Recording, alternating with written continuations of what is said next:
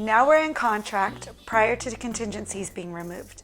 Now we're in business. This is exciting, isn't it?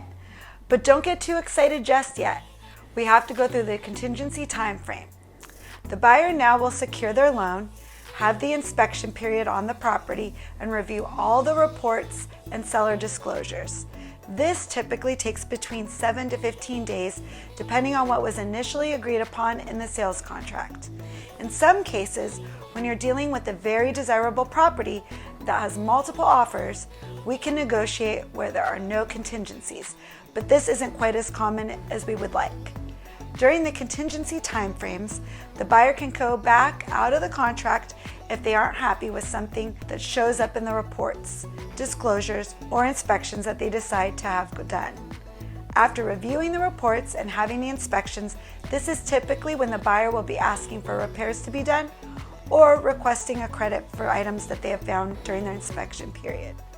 The buyer also has the option to back out of the contract if they choose, if we can't come up with the mutually agreed upon terms between the buyer and the seller. They can choose to back out. Also, if for some reason, if they are not able to qualify for their loan, or if the home does not appraise and we cannot come up with a mutually agreed upon price based upon the appraisal, the buyer can also back out of the contract as well.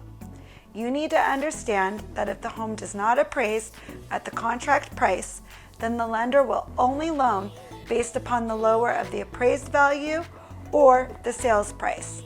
And obviously, they take into consideration what the buyer is actually qualified for. Any additional money required would need to be made up from the buyer, or the seller would have to agree to adjust the contract price. Again, unless you have countered any of these contingencies and they are not made part of the original contract or counteroffer, the buyer has the right to back out of the contract, and the seller cannot retain the buyer's initial contract deposit. This is why it's essential to hire a seasoned agent like myself who knows how to properly vet buyers and their offers, who asks the right questions and has the right conversations with the agent and the lender. The buyer's deposit is only at risk if they have officially removed their contingencies.